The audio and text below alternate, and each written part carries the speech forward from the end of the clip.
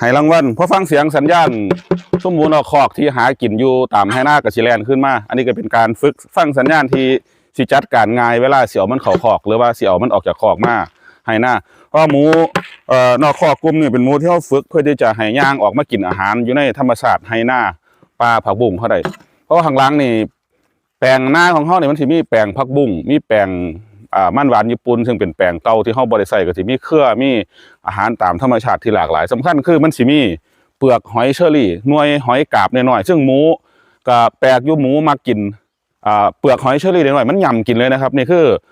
น่าจะเป็นแคลเซียมตามธรรมชาติที่หมูจะได้กินอยู่ในไหหน้าของเขานี่เป็นอีกกิจกรรมหนึ่งของการฝึกหมูนอกคอกที่จะให้มันเลี้ยงง่ายแล้วก็สามารถลดภาระในการที่สิขนอาหารภาระในการหาอาหารเกี่ยวหญ้าเกี่ยวพักไปให้หมูอยู่ในคอกนะครับเขาตั้งเป้าไว้ว่าเขาที่ฝึกให้ไม่ได้ประมาณจาก20หรือ30ตัวนะครับตอนนี้เขาทดลองอยู่ที่8ตัวก็